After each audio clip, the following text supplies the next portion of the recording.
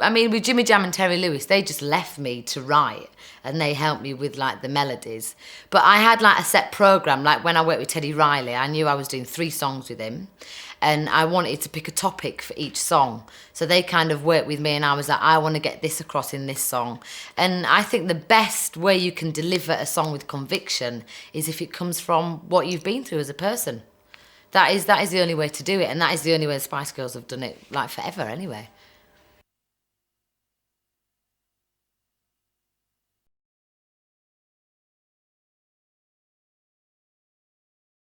That song is the only really pop song that I've got on the album. So, I mean, I'm a big lover of pop and I still wanted people to know that, I'm not ignoring that bit. And to work with Jimmy Jam and Terry Lewis, that's what they do best. They do good pop, slightly R&B.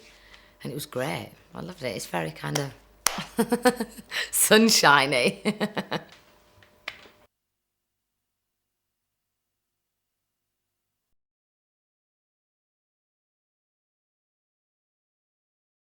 Well, Tell Me was the last song that I wrote on the album. The producer was Rodney Jerkins and Fred Jerkins, who have done about 80% of the Spice Girls album as well. And they're just really cool, down-to-earth people to work with. And for me, that song had to be the first one to be released because it's very up-to-date, it's very now for me personally. And, it's like got a groove in it that just gets your head nodding. And that was the song I wanted to be the first one.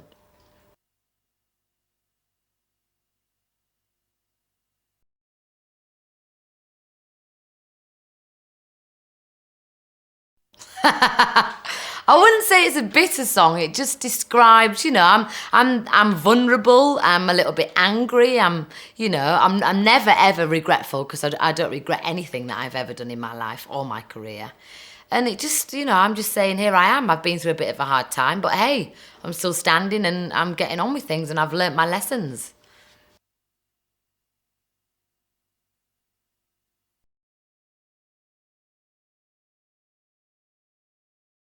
Well, I didn't say it was about anybody in particular. The way I describe that song, it is just about a time in my life. I've mentioned no names, it's just take it as you want it.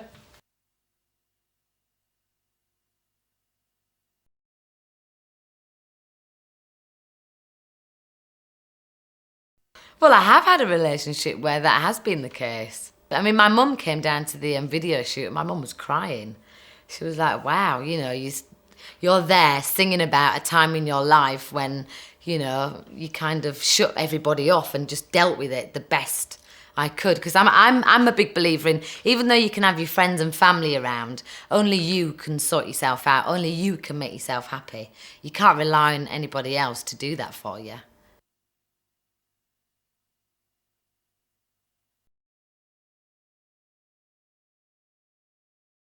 The director was Nigel Dick, and he's done a lot of R&B videos.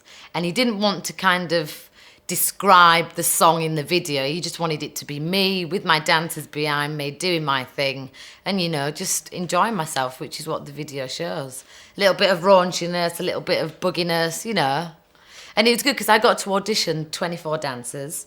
I got to use my friends from college to dance with me in the background. So it was like a real girl gang. Well, not girl, mixed gang that I had. And it's nice. It's good fun. Really good fun. Even though it was filmed in like this old, desolate, freezing cold power station in the middle of nowhere in Dartford.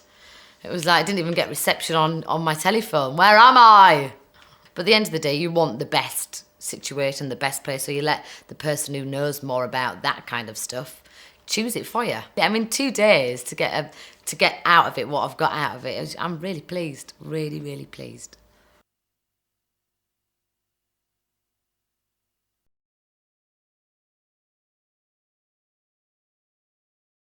Yeah, I've got my two best friends that I've had since I was 6 years old, Charlotte and Rebecca. And they don't even live in Leeds anymore. They moved down to London. So when I go back home to Leeds, it's like they're not there. I'm like, where are you? They're like moved down and they're working down here and they're constantly on the phone. And it's lovely because they know me for me and they keep me in check if I change or get a bit too loud or a bit too whatever. They're like, Melanie, stop. I'm like, okay.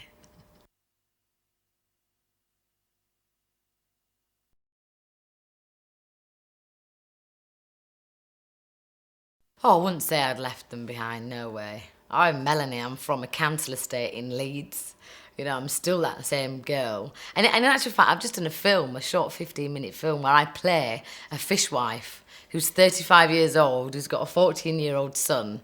You know, it deals with like interracial kind of society and things like that, and he feels though he doesn't fit in because of his colour. And I'm playing a common council estate fishwife, which was really easy to play. And it's called Fish, and it'll probably be out in a couple of months. The director, Bruce, directed a documentary of mine about a year and a half ago, and he's a mate of mine. And he was like, Melanie, do you want to do a film? I was like, yeah. He went, right, get down here and audition. I've got a few people, but I want you to audition too. I was like, okay. And I'm only in like 3 scenes. It's not like anything major. But it was really good fun. And it's something that I would consider doing in the future after I've had my acting lessons and that and got myself perfected a little bit more.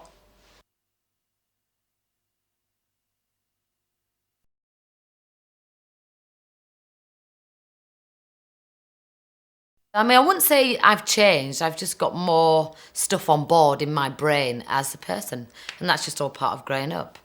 And as well, you know, I've got a daughter, so you kind of take less time to look after yourself. You kind of look after, you know, you're my baby. So it's, you know, and all the experiences of travelling the world and stuff make you more worldly.